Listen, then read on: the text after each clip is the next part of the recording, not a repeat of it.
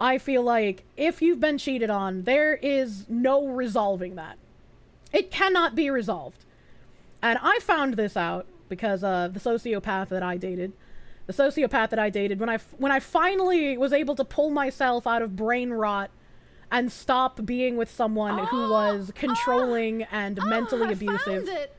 I found it. I was able to get out when he was like, I want to have you as my real girlfriend during the week that I live with and that I have interests in common with and I can have actual conversations with because you have your own thoughts and opinions on things and you're interesting to talk to and also have sex with.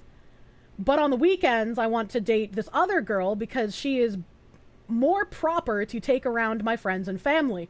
He was a very, very rich trust fund kid who his father was known as the billionaire on Wall Street, the billion-dollar man, I think it was specifically.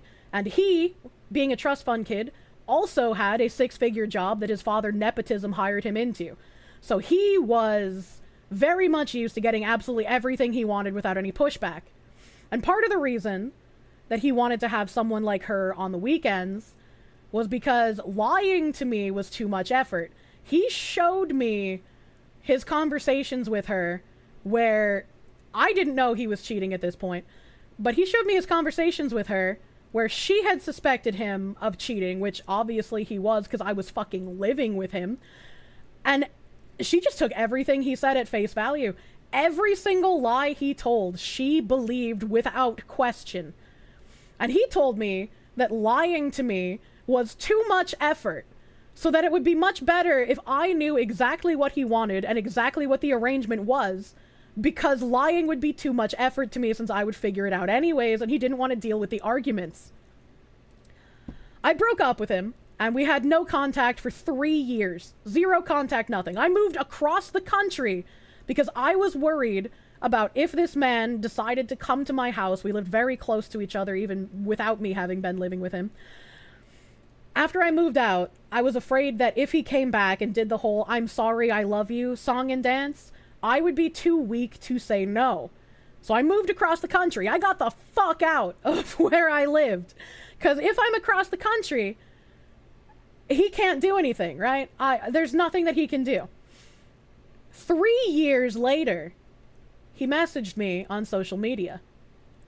And he said that his relationship has been hollow and empty, and I was the only thing in his life that made him feel like a real man, and that he didn't realize at the time how poorly he had been treating me, but he wanted me to give him another chance to make it up.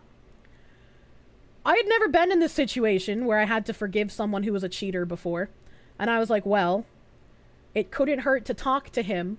Maybe he's being serious. A very costly lesson for him. I was like, maybe he's being serious. So I spoke with him for a little bit, and everything seemed normal. Everything seemed, get fucked, retard, fuck that. I met up with him, and when I met up with him, he was a whole different person. It was sad, and it was pathetic, and I felt nothing but pity. Like, this was a man that I had, even though the relationship itself was, like, obviously fucking bad, this was a man that solidified a lot of things that I would look for in future partners.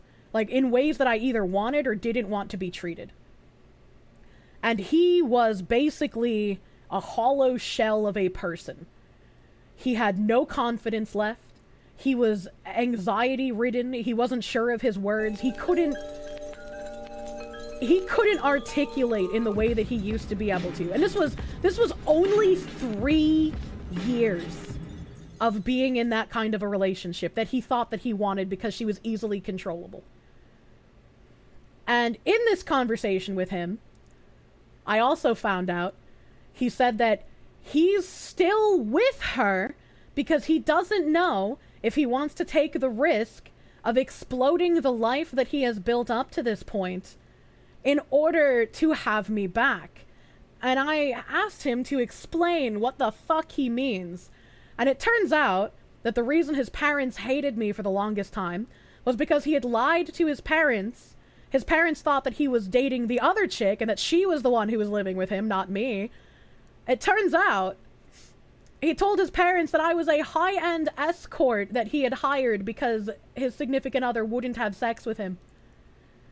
So whenever his mom came over and I was there, because I lived there, it made a lot of sense why she was very unhappy about it. And so obviously I cut contact again. And that was my one and only time I ever gave someone a second chance. I have had nearly every man I've dated come back for a second chance. But I learned my lesson with that one guy. You never listen. Never fucking do it. They don't change. Grab his dick and twist it. A lot of people don't understand what love is and mistake desire for what someone provides you or affection for another person for love. Yeah, it's actually insane. Dude is a clinical liar. What the fuck? He is a sociopath. Like, tried and true. Brazy Love, thank you for the 555 in before. But Kirsche, I'd just break up with them. It's very hard to do when you are in a position like that. But like I said, when he brought up the prospect of no, I want to date both of you at the same time, I was like, yeah, nah. Even though I've been browbeaten into this horrific mindset from you for years, I still have enough self-respect that I'm not going to be in some weird fucking polycule situation. High-end with a Boston accent, you bucket bitch! So you dated again, or the meeting was the second chance? The meeting was the second chance given. I did not date him again. The meeting was his, you get to explain yourself one final time, and we'll see where it goes. You had someone who you were friends with tried to be more blow a second chance at just being friends again. Try many times to get back in contact with you. Yeah. I mean, like, some people would be like, well, why didn't you just talk to him over text? When it's someone you know who's very good at manipulating and very good at lying, you need to be face to face in order to see what their tells are, right? So you can see their facial expression and you can see the way that they're acting. You can't have that kind of conversation through text. You need the body language and tone of voice. Absolutely. Absolutely. Even if he was single at that point, I would have, like, I did not recognize this man. He was unrecognizable to me. Like, the amount of just, I don't want to say soul because he's an asshole, but like the amount of personality beaten out of him. I was looking at like a literal skeleton of a human being.